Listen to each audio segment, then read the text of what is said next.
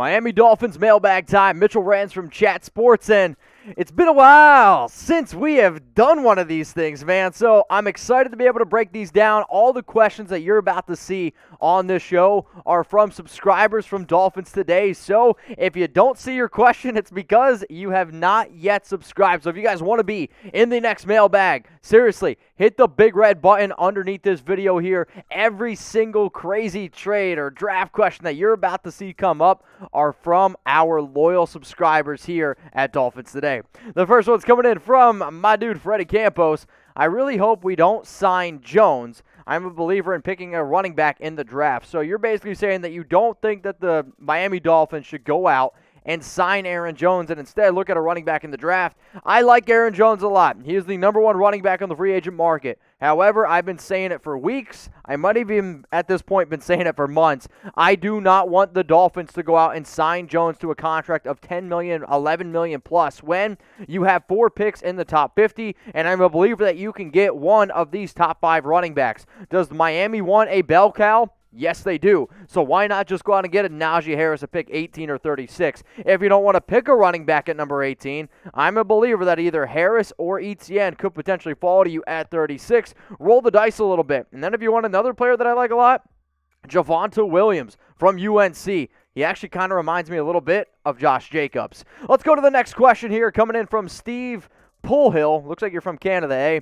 Wilson is a train wreck. Unless he gets his head on straight, he won't make it out of his rookie contract. The Titans are just happy that they basically moved on from him. So if you guys live underneath the rock and you don't subscribe, we just had a video that went out with, 20,000 views on it, where the Dolphins traded a 7th round pick for Isaiah Wilson. So he was drafted in the first round last year by the Tennessee Titans, played in only 4 snaps, 3 on offense, 1 on special teams.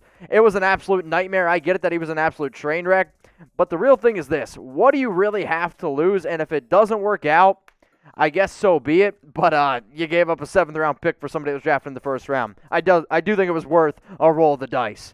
Let's now go to this one here. So if you guys want to get featured on the next mailbag, remember, subscribe, and I want you to comment your questions below. So once this video goes out and you're like, I'm thinking about something, literally just throw it down below, find my favorite questions, and then I put them on the next mailbag. I'm just being very transparent. That's how it works. All right, let's go to this next one. I think it's Jared as F, right? Joe Thuney would be nice to replace Flowers, and he is very reliable. And if we don't re-sign Ted Karras, we should try to get Lindsey.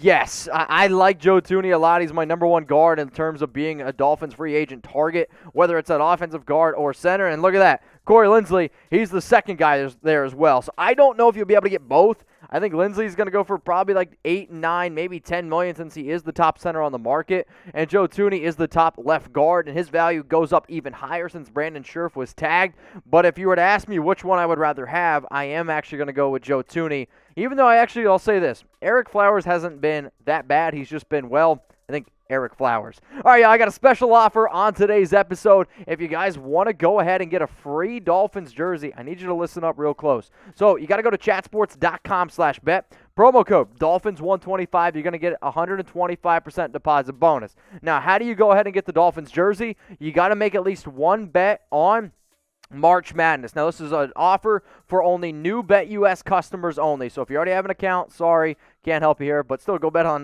March Madness. If you have yet to get started with BetUS, all you got to do, make one bet on March Madness, and I'm going to hook you up with a Dolphins jersey. If any of that was super confusing, email us, dolphins@chatsports.com, and we'll be able to walk you through the process. So one more time, I'm going to say this, chatsports.com/bet. Once you go there, deposit $100. You get $125 for free. How? You use that promo code Dolphins125, and then you get yourself a free Dolphins jersey if you're a new BetUS user, and you go ahead and get started with at least one bet for March Madness. Just don't bet on Duke. All right, let's go to Sean Davis here. Thoughts on Corey Davis?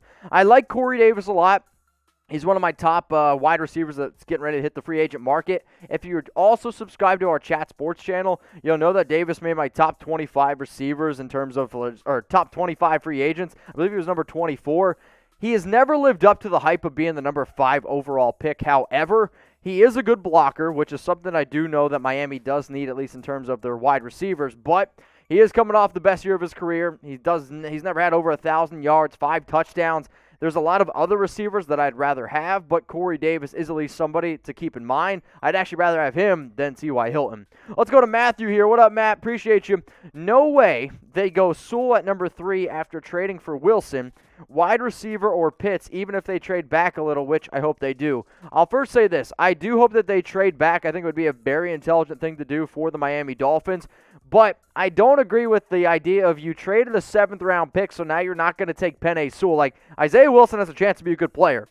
That doesn't mean you're not going to go out and just get Penei Sewell just flat out. So I am going to ask you, and I'm going to ask everyone that's watching the show right now, you mentioned no Penei Sewell, but I'm still going to put him in the question. You mentioned wide receiver. The top 2 receivers at number 3 are going to be Jamar Chase and Devonta Smith. But you also mentioned Kyle Pitts, tight end from Florida, who I really like a lot, a phenomenal athlete, and realistically could make the argument the best pass catcher in this year's draft class. I am that confident. So who would you draft at number 3? Type JC for Jamar Chase, type PS for Penei Sewell, type DS for Devonta Smith, or type KP for Kyle Pitts. If you want to know who I'd end up going with, you can always hit me up, IG, Twitter, MitchellRens365.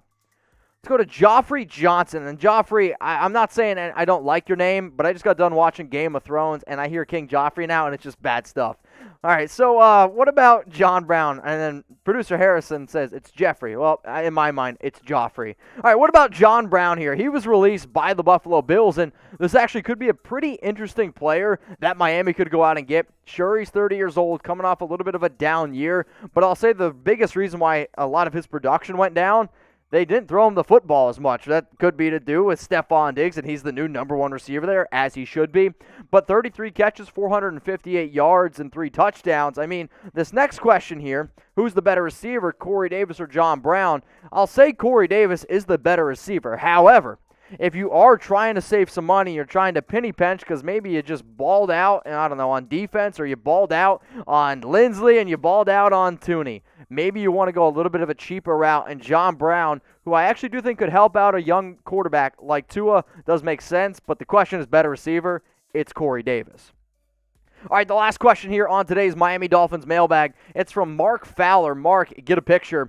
What about Eric Fisher at offensive tackle? Okay. So Eric Fisher, he was released today by the Kansas City Chiefs, and this does save the Chiefs a lot of money, which could have been the reason. If you guys remember, he was drafted number 1 overall back in 2013. The biggest reason why he was released, though, he's recovering from a torn Achilles, and this happened near the end of the season. Like, literally, dude, I don't even know if he's going to be ready to play this year. So, like, why would you go out and sign a tackle who, by the way, plays left tackle if you're not 100% certain he's going to play?